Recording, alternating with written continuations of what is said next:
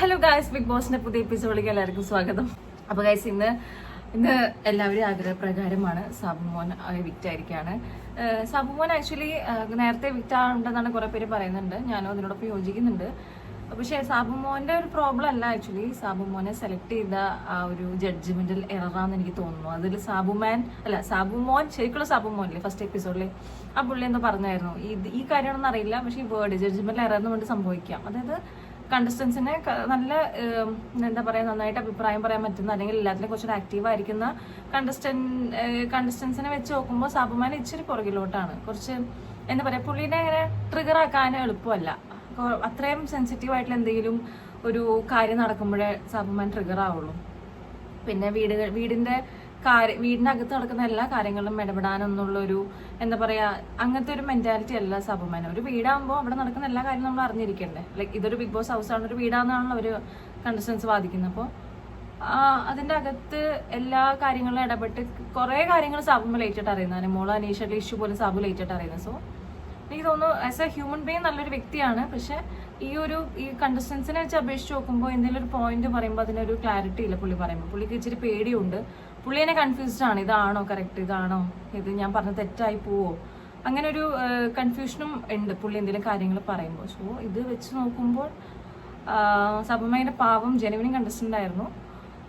So ഇന്നത്തെ eviction ഇച്ചിരി fair ആയിരുന്നു. അതായത് അവിടെ ഉള്ളതിൽ വെച്ചിട്ട് ഇപ്പോൾ ഏറ്റവും ലീസ്റ്റ് ഡിസേർവിംഗ് ആയിട്ടുള്ള കണ്ടസ്റ്റന്റ് വേണമെങ്കിൽ നമുക്ക് സാബുമാനെ പറയാം.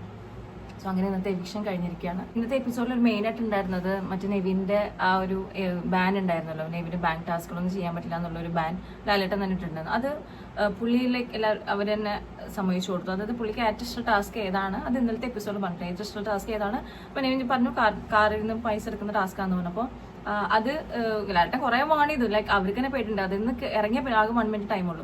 ഇറങ്ങിയ പിന്നെ പെട്ടെന്ന് ഇത്ര 1 മിനിറ്റിൽ കയറാൻ തന്നെ ഭയങ്കര ബുദ്ധിമുട്ടാണ്. അപ്പോൾ നെവിൻ്റെ ചെയ്യാൻ പറ്റുന്നുള്ള പേടിയിൽ ഇവരെല്ലാവരും മോലാല് പറഞ്ഞു, ഞാൻ നെവിൻ്റെ പെർമിഷൻ എടുക്കുന്നുണ്ട്, കൂടുതലൊരു പെർമിഷൻ എടുക്കുന്നത്, എല്ലാവരും പെർമിഷൻ എടുത്തിട്ട് നമ്മൾ നെവിൻ്റെ ഈ ടാസ്കിൽ അലോ ചെയ്യുന്നതെന്നൊക്കെ പറയുന്നുണ്ട്. അങ്ങനെ നെവിൻ കൂളായിട്ട് 10 ആകുമ്പോഴേക്കും 10 സെക്കൻഡ്സ് ആകുമ്പോഴേക്കും പുള്ളി എവിടെ എല്ലാവരും തപ്പം കിട്ടാൻ കുറച്ച് പാടായിരുന്നു. അവസാനം കാറിൻ്റെ ഫ്രണ്ടിൽ നിന്നാണ് കിട്ടിയത്.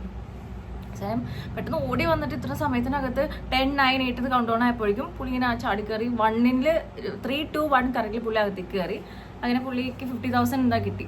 അങ്ങനെ കിട്ടിയപ്പോൾ എല്ലാവരും മെയിൻ ഹാപ്പി. അത് കഴിഞ്ഞിട്ട് ലാലേട്ടൻ ചോദിക്കുന്നുണ്ട്, ഇത് ആർക്കെങ്കിലും നെവിന് കൊടുക്കാൻ താല്പര്യമുണ്ടെന്ന്. അങ്ങനെ എല്ലാവരും കുറെ എമൗണ്ടുകൾ കൊടുക്കുന്നുണ്ട്. അക്ബർ, ഷാനവാസ് അവരെല്ലാം 10,000, 15 അങ്ങനെ എല്ലാവരും കൊടുക്കുന്നുണ്ട്. 100 തോന്നുന്നു 50,000 കൊടുക്കുമെന്ന് അറിയില്ല. അപ്പൊ നെവിനെ ഇങ്ങനെ സപ്പോർട്ട് ചോദിക്കുന്നുണ്ട്. ലാലേട്ടൻ നിർബന്ധമില്ല കൊടുക്കുക. അപ്പൊ എല്ലാവരിലേക്കും ഓൾമോസ്റ്റ് കൊടുക്കുന്നുണ്ട്. അവസാനം സാബുമൻ മാത്രമേ കൊടുക്കാത്തുള്ളൂ. അപ്പൊ പുള്ളി പറഞ്ഞ് ഇങ്ങോട്ട് തരാം, കാരണം ഏറ്റവും കുറവ് ക്യാഷ് ടാസ്കിൽ ഏറ്റവും കുറവ് പൈസ എടുത്ത് സാബുമൻ. അപ്പൊ പുള്ളി ചോദിക്കുന്നുണ്ട്, എനിക്ക് ഇങ്ങോട്ട് തരാൻ പറ്റുമോ എന്ന് ചോദിക്കുന്നുണ്ട്.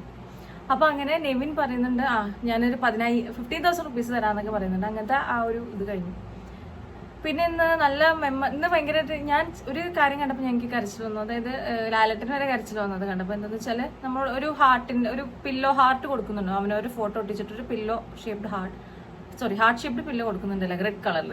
അപ്പോൾ ഓരോരുത്തർക്ക് അവനൊരു ഫോട്ടോ ആർക്ക് ഇത് കൊടുക്കണം എന്നാണ്. അപ്പോൾ അനീഷിനോട് മനീഷ പറയുന്നുണ്ട് ഷാനവാസിന് കൊടുക്കാന്ന് പറയുന്നുണ്ട്.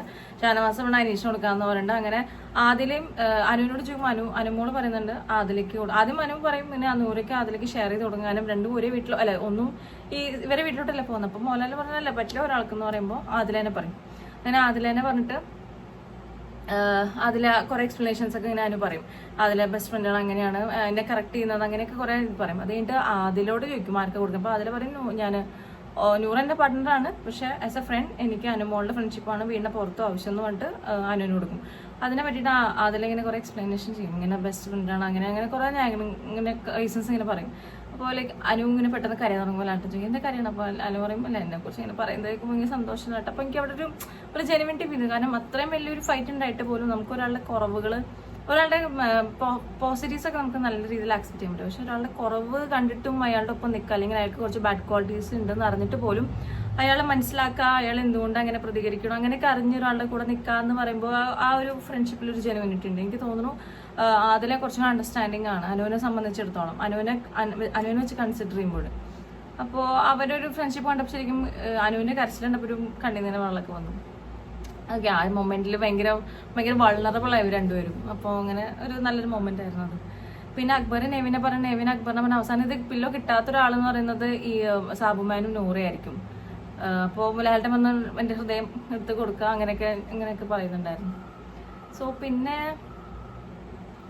ഇന്നത്തെ എപ്പിസോഡ് നന്നായിരുന്നു കേട്ടോ. വേറെ കാര്യമായിട്ട് ഇന്നിപ്പോൾ നടന്നതെന്ന് വെച്ചാൽ സാബുമാൻ്റെ എവിക്ഷൻ മാത്രമേ ഇന്ന് മെയിനായിട്ട് വന്നിട്ടുള്ളൂ. അതല്ലാണ്ട് ഇവിടെ വേറെ മൊമെന്റ്സുകളൊന്നും ഉണ്ടായിട്ടില്ല.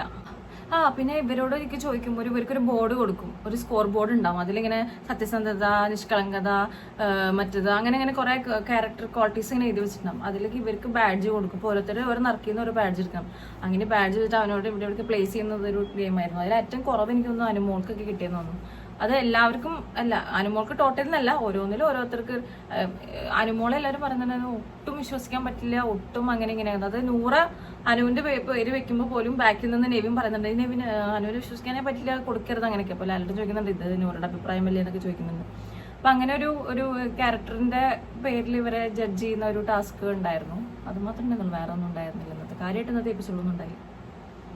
അപ്പൊ ഇനി 7 ദിവസം കൂടി ഉള്ളത് തീരാനായിട്ട്. എന്റെ അഭിപ്രായത്തിൽ ഇപ്പൊ ഇതിന്ന് എനിക്ക് വിന്നാവണമെന്ന് ചോദിക്കുകയാണെങ്കിൽ കുറെ പേര് നെവിന് സപ്പോർട്ട് പറയുന്നുണ്ട്, കുറെ പേര് അനുമോൾക്ക് support, Aneesh support, Shanavas support, Akbar support. ഞാൻ ജെനുവിനിൽ പറയണെങ്കിൽ എനിക്ക് ഫസ്റ്റ് എൻ്റെ ഒരു അഭിപ്രായത്തിൽ അനു, അക്ബർ, ആര്യൻ ഈ 3 പേരിൽ ആർക്കെങ്കിലും കിട്ടണമെന്നാണ് എൻ്റെ ആഗ്രഹം. ഓക്കെ, പക്ഷെ ഇപ്പോൾ എനിക്ക് ഭയങ്കര കൺഫ്യൂഷൻ. ഇത് ഇന്ന ഒരാൾക്കൊരു ഹീറോ പരിവേഷം ഇവിടെ ഇല്ല.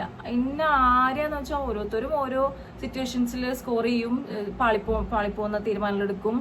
ചിലവർ നല്ല രീതിയിൽ വാദിക്കും, ചിലവർ അങ്ങനെ മിക്സ്ഡ് ആവാം. അത് ഇങ്ങനെയൊരു ഒരാളെ മാത്രമായിട്ട് നല്ല വ്യക്തി അല്ലെങ്കിൽ ഗുഡ് ഗെയിമർ എന്നൊന്നും പറയാനില്ല. പിന്നെ ഓരോരുത്തരോട് ചോദിക്കും, പിന്നെ ഇങ്ങനെ ഉണ്ടായിരുന്നു, ഓരോരുത്തരോട് ചോദിക്കും നിങ്ങളുടെ അഭിപ്രായത്തിൽ ഏറ്റവും ബെസ്റ്റ് ഗെയിമർ ആരാന്നൊക്കെ ചോദിക്കുമ്പോൾ അക്ബറിനോട് ചോദിക്കുമ്പോൾ അക്ബറും ഇവരൊക്കെ നെവിനൊക്കെ ഓനിയന്റെ പേരൊക്കെ കുറെ പേര് പറയും, കുറെ പേര് നെവിന്റെ പേര് പറയും, അനുമോളും ആര്യന്റെ പേര് പറയും.